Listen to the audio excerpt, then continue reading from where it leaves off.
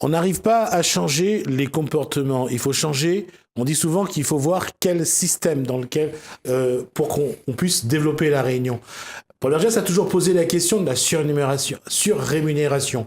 Faut-il donner une surrémunération au privé, à la Réunion, puisque les prix à la consommation sont indicés sur le salaire des fonctionnaires, ou fallait-il supprimer cette surrémunération pour que les prix baissent à la consommation?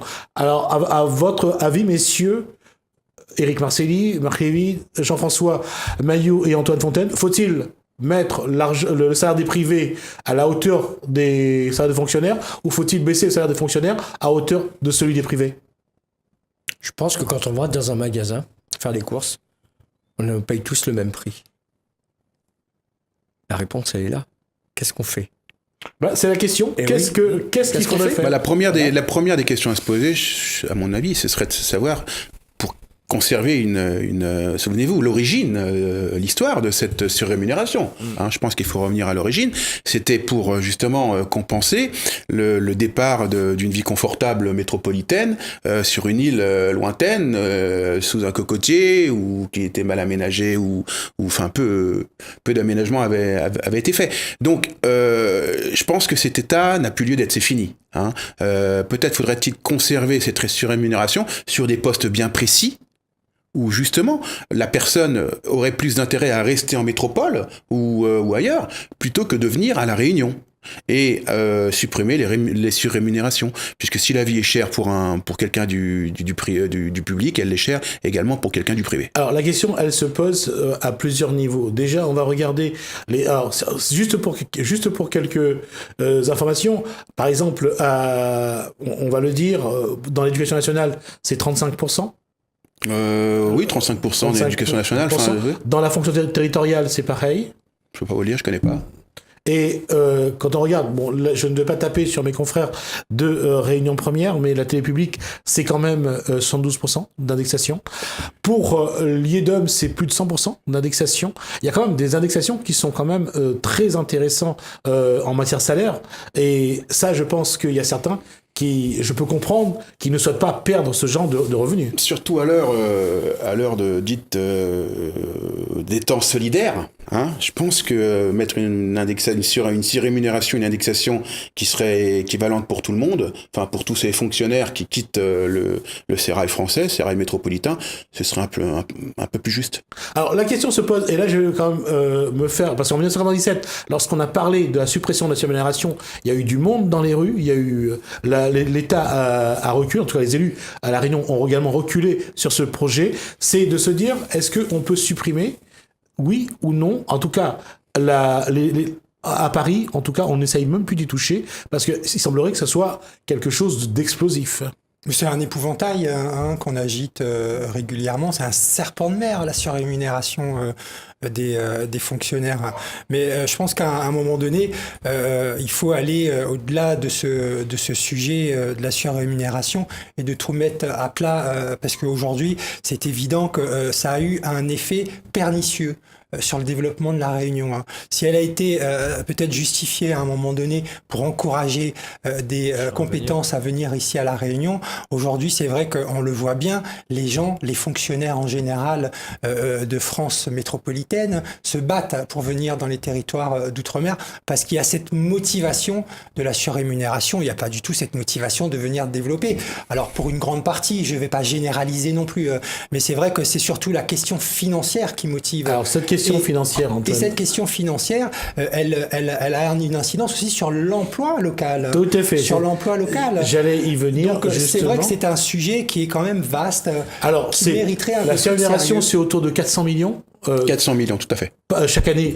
Dans l'économie locale, c'est bon pour le commerce, c'est aussi bon pour je sais pas si pour les artisans, mais en tout cas, ça permet de mettre en place des crédits à la consommation, de mettre en place des crédits immobiliers, de construire des maisons. Est-ce que ça, c'est pas un risque pour l'économie locale demain s'il y a suppression? Mais est-ce qu'il y a vraiment les 400 millions restent dans l'économie française?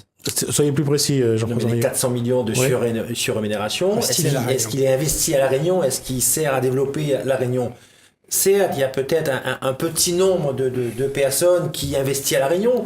mais il y en a beaucoup qui viennent ici juste pour profiter, comme on dit, du soleil et de cet argent, mais qui n'investissent pas à La Réunion. C'est de la consommation quand même. Mais très peu. Non.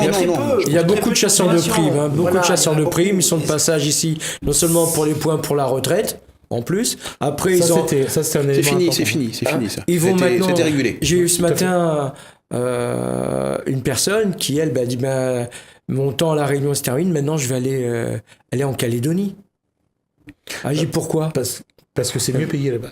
C'est mieux payé là-bas. Mais qu'on parle de fonctionnaires, mais j'aimerais parler aussi des autres fonctionnaires, là, ceux qui sont mis dans les placards et qui sont payés à rien foutre. Ceux-là aussi nous coûtent cher. Mais après, si on parle aussi de la surrémunération, si on parle des fonctionnaires, il ne s'agit pas de stigmatiser aussi les fonctionnaires, parce que derrière, quand même, la fonction publique, c'est on attaque aussi le service public. Le service public. Et si, à un moment donné, nos politiques mettent sur la table la surrémunération des fonctionnaires, mais il faut tout mettre sur la table. Il faut mettre l'indemnité aussi des élus, le cumul des indemnités des élus. Il faut mettre les milliards de profits que font les multinationales à La Réunion et qui sont exonérés d'impôts. Les monopoles. Il faut mettre en place la défiscalisation. On parle de tout à ce moment-là. Parce que c'est bien beau aussi de pointer la surrémunération des fonctionnaires. C'est un peu facile, je dirais, même s'il y aurait beaucoup à redire par rapport à ça, à sa justification aujourd'hui. Mais à ce moment-là, si on parle de ça, on met tout sur la table. Ça risque pas. On en revient à ce qu'on a dit souvent, c'est qu'il faut vraiment revoir tout le système. Oui, je pense que... On n'arrête pas de le dire. Là-dessus, il n'y a pas d'équivoque. Il ne faut pas voir uniquement la surrémunération des fonctionnaires. Il faudrait peut-être voir aussi un petit peu tout ce que touchent les groupes, qui en profitent, à qui profite le crime. Voilà. Parce qu'il y a une chose qui est vraie aussi. D'une part, lorsqu'on a parlé de colonies, La Réunion, comme les autres colonies, était aussi soit un endroit rêvé pour ceux qui voulaient partir en villégiature, aller sur les cocotiers, et puis c'était aussi l'occasion de faire planquer quelques copains qui a fait des bêtises en métropole. C'est toujours le cas. C'est toujours le cas. Ça n'engage que vous. Fayot. Et c'est vrai, d'une façon ou d'une autre, on le voit. Je veux dire, ça sert aussi. Tout à l'heure, on a abordé, d'une part, la surrémunération. On a parlé de ce qui doit être tout mis à table. Mais il y a une réalité également. C'est que elle ne sert pas qu'à permettre aux Réunionnais d'être dans la France. Ça permet à la France d'être aussi dans le monde. Et là, ici, dans le monde océanique, avec Mayotte, avec les TAF. Donc, au-delà de ça, est-ce que la France ne paye pas aussi ce lien, de renforcer ce lien, justement. Aujourd'hui, imaginons que demain, il y a un référendum. On demande aux Réunionnais, est-ce que vous voulez rester français ou vous voulez devenir indépendant? À votre avis, entre nous? Il n'y a aucun risque. Il n'y a aucun risque. Mais moi, je trouve un petit peu dommage de parler en ces termes. Pourquoi? Parce que le fonctionnaire a quand même une certaine sécurité de l'emploi. Cette surrémunération, elle ne s'exerce que dans la fonction publique, on est d'accord. Je ne connais pas de société privée à La Réunion. Si, ça arrive. Sur des postes, attention, sur des postes, sur des hauts postes, des postes de cadre. Voilà. On est d'accord. On voit les banques, on voit les automobiles, on est d'accord. Mais je parle, mais c'est parcellaire, c'est pas énorme. Alors que dans l'éducation nationale, pardon. Un lapsus révélateur. Dans la fonction publique, territoriale ou bien nationale, c'est récurrent. Et je trouve ça un petit peu dommage pour le privé, notamment à La Réunion, parce qu'il ne faut pas oublier une chose, que ce soit à La Réunion ou en métropole, c'est le privé qui finance le public. Exact. Et ils ont du mal à le croire. Et c'est quelque chose quand même qu'on doit toujours voir. C'est toujours celui qui gagne le moins qui aide le plus riche à vivre mieux.